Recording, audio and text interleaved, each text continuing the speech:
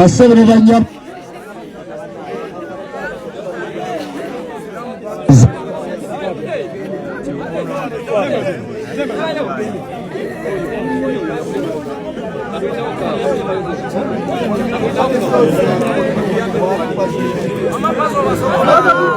agabadde maziga merere naku emiranga n'ebiwoobe kwazirana wakati mu kuziika omwagalwa w'abangi mukyala Kayondo maama wa Ssuuna Ben. Kitalo nnyo kitalo ddala, tusaba Ssuuna Ben Katonda amugumye bambi, obulamu bwayingiridde obwamulekwa si bwangu yadde n'akatono, ne maama tusaba Katonda amusonyiwe ebyamusobako.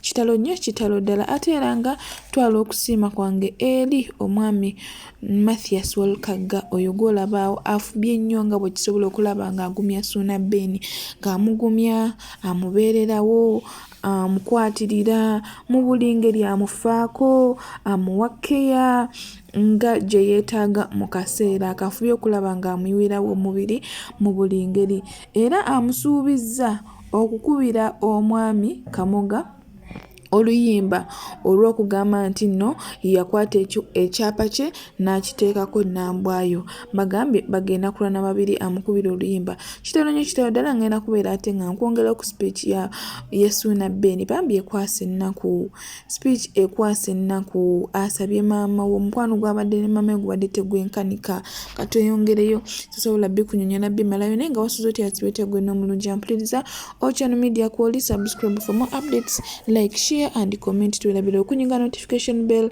obenga notified bwentekawo video empya. Ate nga n'ekirala mwenna abaana bakomawo ku lunaku olw'Emmande ng'ennaku z'omwezi 24 omwezi gwennyini ogwokubiri tulina discount, emiwendo giijo giri wansi ddala nga bw'ogira tolina olala wogenda kugisanga. Jangu ku WhatsApp twogerezeganye, eva mu comment section bw'obeera ddala ng'oli serious. Jangu ku WhatsApp twogerezeganye, tetusobola kulemererwa.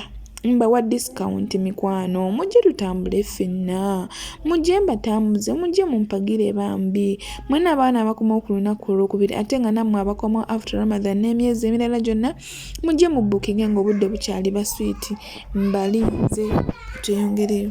Buli ky'owulira mu bulamu ng'okyetaaga kubanga okubisimu bakireete neza boda sigo olina okuzisasula. Bw'aba sabbuuni erina kuba box, bw'aba sukaali kalina kuba kasawo, bwe wabunga era bwe kirina okuba. Byonna abadde babyekikabo ekisinga nze wampeezaali bbiru nti mukyala Kayondo yalutabya 37, mukyala Kayondo ne muggumirizaawo. Omusajja w'okusupa oyo mwami ani oba omusajja w'okusupa atema ennyama wabadde ajja ennyama nga buli kaseera akuba simu, teyeetaaga kuba nti naabuuza nti oba ki ng'ennyama ekoze ekyemutuuseeko wano. Awo bwe mbadde mutuusizza Phone Depot aliwa, waliwo omukwano gwa bamutya Phone Depot alina ow'amasimu mu tawuni awo mu kibuga Masaka. Natukugamba mukyala Kayondo nti essimu we bulyanga enyenyengeddemu ne wawulira enzitowazitowamu, genda wa Phone Depot akuwa essimu empya, era wafiiridde nga yakanona essimu wa Phone Depot wiiki singa 2. Naye ng'ali awo ne mubuuza naye maama enkadde yabadde asimanyi naye naye ebadde enkadde. Awo waliwo omuganda wange bamuyita DJ Charlie, ali ludda wa muganda Charlie Gyemuke, wakiri bo bayinza okwogera. Charlie Gyemuke atunda by'amasannyalaze, ne mugamba nti bw'obanga olina ekyamasanyalaze kyonna kyeyagala kubira oyo. Mukadde wange abadde asobola n'okumala emyezi ena nga teyeetaaga na kubeera na kashi mu nsawo olw'ensonga nti alina gy'akola okubya essimu n'afuna buli kyeyeetaaga. Era byonna saabikolanga lwa matanta ng'oba nina nnyo, naye nabikolanga lwa mukwano. Nampulira Mukama Katonda njagala wakadde benkyalina omukazi ono alina kubaako kwegamba bulamu bwa mbeera gy'afiiringa nti ate waliwo ekiganye, era ndi wano okubategeeza ti omukadde ono wadde Mukama amuyise naye gy'ali agenze atusiimye abaana be. Tubaddewo sirina kyesikolere mukyala Kayondo, mubadde temumulaba nga anyiirira nga munene, abadde munene nga yeeyagalira ddala bulungi nnyo, era maama wange omulungi. Tukomye kulaba lunaku lwaleero, tukutwala nzizi gye tugenda okukuleka, naye ogenda kusigala ku mitima gyaffe ebbanga lyonna olw'embeera nti tugenda kuba tujjukira taata waffe, tujjukira ne maama kuba byonna byonna bituleeze nga tukulaba. Obadde muganzi nnyo ng'oyagalwa n'abantu ku kyalo babadde bakwagala, obadde mulungi nnyo. Abaana ba Tiimu Ssuuna Ben babadde bajja wano ne bamuleetera ebirabo ne baleeta ebintu ne bataŋŋamba nakuŋŋamba, naye nga bagamba kimu nti mukyala yazaala omwana n'amuwa empisa. Ffe twagenda e Kampala Mukama n'atusuulako akasubi ne tukolerayo amannya ne tufuuka bannaggwano, naye era twasigala tuli bakkakkamu nga bwe twava ewaka. Nze ebintu by'abasika ebingi ennyo bye bakola ne fujja ebitirivu, nze ttono nnyo, nze nasigala nga bwe nnali, sirina kintu kyonna yadde muze nagumu gwe nakokka kubasika. Mubakola ki? Beeraga, beematira, tebalamusa bantu, bakola ki? Byonna ffe twasigala tuli down to earth. Era bw'otutunuulira n'embazira ttone tewali ayinza kutwogerako kigambo kyonna ekikwatagana ku nsonga eyo mbu abaana bawo beeraga. Ffe nga bwe twagenda bwe twakola ki? Bwe twasigala nga tuli bwe tutyo. Olw'ensonga eyo tulaga Mukyala Kayondo eyatuteekamu empisa ezo. Mukyala Kayondo abadde atulebye. So nga tuzzeko ku sayidi eri endala ekyamazima tubeereko basimu eri Katonda nti kale at least ye asobodde okulabirira ku maama we. Abantu bangi babeereyo ng'agamba kale singa nfuna ssente maama wange ne muwa kino ne kino ne kiri, singa bwe nfuna ssente maama wange muwa kino ne kino ne kiri. Ate abalala nga olumala okufuna ssente nga abazadde babeera baavudde dda mu nsi, naye tukyebalize Katonda nti at least ye amuwaddeko, amweyagazza ku bulamu bwe. Tusiimeko naye nga tweyongereyo ate ku vidiyo endala eddako. Mukyala Kayondo bw'otuuka ewa Mukama Katonda njagala ompaabirire omusajja gwe bayita Kamoga Properties eyanziba. Waliwo omusajja wayita Kamoga Properties wa ku Ntebe Road yakumpanya ekyapa kyange n'agattako akaliringu kesitegeera. Basebole maama olwanga otuuse gamba Mukama Katonda nti ku nsi gy'enva waliyo omusajja omufere mubbi bamuyita Kamoga Properties ali mu kujeeza omwana wange. Ennaku yonna n'ebizibu byenda byenze sifunangako nyiike ku mutima gwange nga gye nfunyemu akaguwedde. Maama tuuke ewa Mukama Katonda nga tonaakunyumira ensonga yonna omugambe gyenva omwana wange ajeera Kamoga amubba obusente bwe bumusuza mu mpewo mu bidongo. Neyanziza nnyo neyanzeera. Nina okukola mukkirize mu kaseera kano museke kibi kyammwe ate neyo eringadyo. Okuva Mukyala Kayondo yafa buli muntu abadde yeebuuza Nambwayo ddala kituufu anaazika, Nambwayo anaazika, munnange nno Nambwayo aziise. Era yoyo gw'olaba mu vidiyo awo yeesibye oba yeebikkiridde akatambaala ka bbulu ng'ali ne babawunsers, anti yakitegedde nti gy'alaga wajjudde abalabe bangi, wajjudde abantu abatamwagala bangi, so abadde alina okutambula n'abakuumi abamukuuma asobole okuziika nnazaala we. Naye ebigambo Ssuuna Ben byamuwerekereza bisaana obyewuliriddeko. Waliwo omusajja wayita Kamoga Properties wa ku Ntebe Road yakumpanya ekyapa kyange n'agattako akaliringu kesitegeera. Basebole maama olwanga otuuse gamba Mukama Katonda nti ku nsi gy'enva waliyo omusajja omufere mubbi bamuyita Kamoga Properties ali mu kujeeza omwana wange. Ennaku yonna n'ebizibu byenda benze sifunangako nyiike ku mutima gwange nga gye nfunyemu akaguwedde. Maama tuuke ewa Mukama Katonda nga tonaakunyumira ensonga yonna omugambe gyenva omwana wange ajeera Kamoga amubba obusente bwe bumusuza mu mpewo mu bidongo. Neyanziza nnyo neyanzira.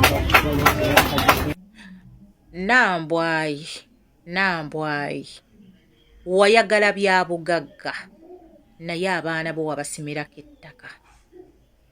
Nambwayi Ssuuna Ben kababeere balamu bo tebalyagala baana bo. Olaba Ssuuna Ben akyogeredde mu nkuyanja y'abantu ku mayiti ya nnyina ng'amulaajanira. Ddala aliyagala omwana wo oba aliyagala abaana bo? Baganda ba Ssuuna olowooza baliyagala abaana bo? Baliba bakwenya. Omanye ebiseera ebisinga abakazi tulina ebintu bye tukola mu busungu ne Sudi ne Kabampaane ne batuwage. Ssuuna Ben ne bw'aba alina ebyobugagga byonna by'alina abaana bo kwebali, kitegeeza buli kyakola kyonna akikolerera baana be. Olunaku lumu nali neereega olwa fiizi, sisita wange alina ekigambo kye yaŋŋamba kitaawo we yafa mwana kyataafuna nti affenna twafuna kyenkanyi oba tetwafuna kyenkanyi. Ne mugamba twafuna kyenkanyi. Nangamba weerera abaana bo. Kyekigambo kyeyangamba yangamba weerera abaana bo. Kye najja mu kigambo sistange kye yaŋŋamba nti kaabeere ng'omukazi gw'ayina ewaka yamuteekamu studio obutaweerera baana byalina ne bwali baba tobyaba n'owajja funako ekijiiko waakiri ekikopo nabunira. Abakazi abasinga ekyo kye kyatulema okutegeera nti omusajja osobola okukeera ku makya ng'omusindiikiriza ogaana okuweerera abaana bali kuba nnyaabwe tali naye n'omusindiikiriza n'oteekawo embeera yonna. Toyagala maama w'abaana abo, toyagala musajja oyo ayogere n'abaana abo, toyagala maama waabwe akubire ebbaawo ssimu kubanga omukazi baayawukana tali naye, ne weerabira nti ne bw'onootoba n'okuuka ejjembe n'olugoye ne lukuunyuukako ekikuubiiro. Abaana bali by'otobedde kwe bali. Muleke abaweerere, muleke abalabirire. Kubanga z'ofiiririra entuyo z'owoza nti gwe omwami w'omuliko nnyo bwaviiramu fuse bonna kwe bagabana.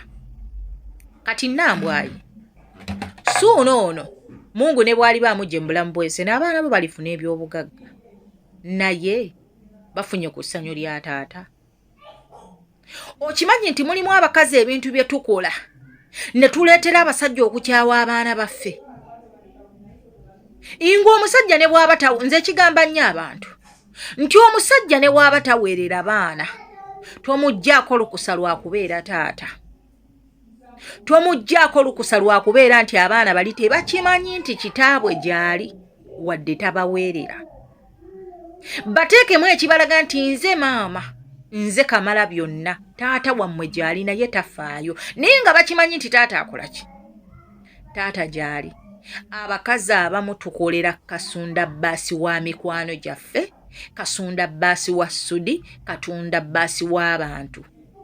Naye bw'abanga Suuna Beeni obumalirivu n'omutima gwayogezza ku nnyina nga tannaba namuteeka mu ttaka, wabaawo question mark. Abakazi abamu bawaga bakazi bannaabwe ye ng'ali mu maka byagamba munno kola ye si byakola. Abakazi abamu bali mu maka nga n'emmotoka gy'avuga namba plate tamanyi na gye baagijja, n'emmotoka gy'avuga bw'omugamba nti mpa kaadi nga tagirina, naye nga ye bw'alaba munne nga bamuwadde emmotoka gigaane mugamba akuwe kaadi, naye nga ye gy'avuga kaadi tagirina. Omukazi yakeera ku makya nga nti nze ewange omusajja waba talese emitwalo 2 sifumba mmere, gwe gwalekera 2 n'akulaba nga abatakuwa nga neewa omutwalo taguweza, naye ng'asanga yafumbye. Abakazi abamu tubeere beegendereza. Abakazi we baatuuka bawabya byannaabwe mu kifo ky'okubabuulira ekituufu babawabuwabya. Naye nga Suuna Beeni katukusabire Mungu ajja kukakkanya. Abatunda ettaka akatalekeka, Kamoga Property Consultant, kikuleka wa taata. Ekifaananyi ekyo kiri ludda wa mu nkuyanja n'enkuyanja y'abantu eyo? Kamoga ekifaananyi kiri ludda wa? Okyayina obudde obutereeza ensonga eno, okyayina obudde mukulu Kamoga obutereeza embeera eno neddayo mu nteeko, okyabulina. Singa ekyapa ekyo nzikiriza kulwalira nga njogera nga ndi musiraamu, singa Suuna Beeni ekyapa ekyo akimanyi nti mukazi wo oba girlfriend we yateekako yadde $5 million, yandibadde tayogera bw'atyo na bumalirivu nga nnyina ali mu ddiiro. Abakategedde mujja kategeera. Oluvannyuma lwa spiiki ya Suuna Beeni, abantu ab'enjawulo bavuddeyo nga bawa Nambwayo amagezi. Era naawe oli waddembe okukozesa comment section otuwe endowooza yo okusinziira ku butya bw'olaba ebigenda mu maaso, okusinziira ku butya bw'owulidde Suuna Beeni abazze bakiteesaganyaako, n'obubaka obusaasira oba obugumya Suuna Beeni ne kyonna kiwandiyagadde okuyisawo ekya bizinesi jangu ku WhatsApp. Ennamba 0704 44 40 58 nga bw'ogiraba ku screen. Naye nga kyannaku nnyo, kyannaku ddala tweyongereyo. Nambwayo tega amatu wulira byengenda okugamba. Omanyi Omuganda agamba nti akwagulizaako waakambe olinda wambazi olyoka oseguke. Nambwayo woba oli mukazi mukulu ng'otegiira nga wakuzibwa, mbadde nsaba weesonyiwe ennyumba ya Suuna Beeni wadde kalina ebirungi byagalwa olikola ebibyo nga bya mirembe. Lwaki nkyogedde? Suuna Beeni awadde speech ku keesi ya maama we mukyala Kayondo ngagenda okumuziika n'agamba maama oli mugenda mu ggulu manyi ogenda mu ggulu mbadde nsobola ogenda ne Katonda omuloopere nti Kamoga Properties yeegatta ne Nambwayi akasita tagambira Nambwayi agambe yeegatta n'akayiringu ne babba ekyapa kyange kesimanyi gye kaava naye ng'akulinamu abaana yakuzaalamu ki abaana maama w'abaana bo taata abaana bo nga yakyogera kitegeeza ki ekyo oggyemu ki nti omusajja omwesako bwesibi si wuwo muti ojja funa omusajja omuki ojja funa omusajja omulala Nambwayi kyemanyi Suna Ben si yakuzaala agose maka ga kitaawo n'ennyoko mbadde nsaba ogende weeyombekere mbadde nsaba funa omuzigo ogende weeyombekere otandike obulamu obubwo obupya kubanga n'owona bana Suna Ben emyaka 8 Bloody Ndayira tali kwagala tali yagala baana bo tali kusiima bera ng'okimanyi weetegule nga bukyali kubanga essala gyakusabidde ku ntaana ya nnyina tejja kuwa mirembe kubanga ebadde so touchable ebadde so touching ng'egyajogeddemu ng'egenda ddala emuvi ddala ku mutima kugumba bwe bulumi bwakyasinza okuwulira mu mutima gwe kuba singa bakyusa ekyapa ekyo nga muli mu nkolagana ng'akwagala teyandiyombye nga mulimu gulutamuzi kitegeeza ekyapa okubaako amannya abiri kyamutabulira ddala tali kyagala takiwulira nga nako wadde olunaku n'olumu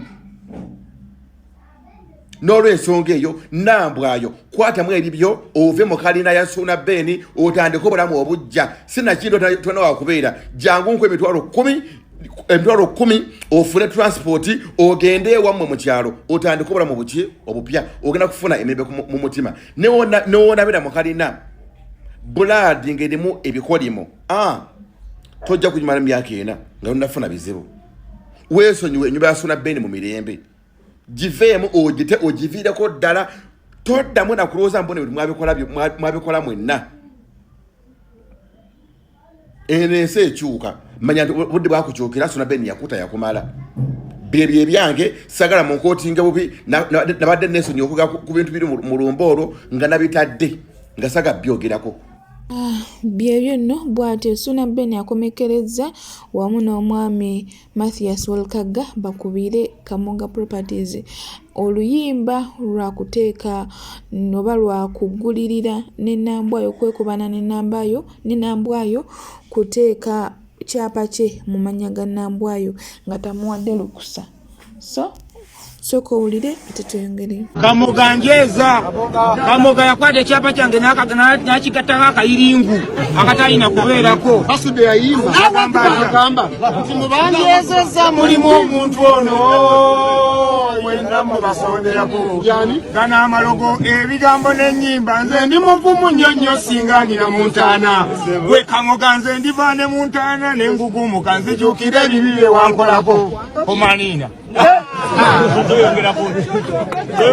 Jana Airport Pickup tulina discount ku lunaku lw'Emmande ng'ennaku z'omwezi 24 nga bw'ogirabaawo mujje mu booking ng'obudde bukyali ne bw'oba olina munno gw'omanyi atambula ku lunaku olwo mwagalize omusharingireko ajje tutambule ffenna ku layisi egimindo ogenda gisangawo ewalala jangu WhatsApp tuteese tuba tetusobola kulemererwa tuzuula omwagalwawo inboxing tukuzuule omwagala oba akwagala oba takwagala oba omuliko bwomu oba akugabana n'ekirala tukola surprise ne delivery munesigamba bakola surprise ne delivery ebimuli bya ssente oyagala surprise nga muntu ku birthday oyagala kola delivery ku deliveringira bintu kuguliza bintu tubi delivering mukwano wetu li namba ya 0704 444058 nga bwogiraba ku screen nyongera okubaza bilala bi video yange to the end ne munobula nga temubuskipinze mikwano ndi musimu saba Katonda abayo kyemusinga okwagala Ochano Media ko kyali subscribe for more katukomewo ne video endala.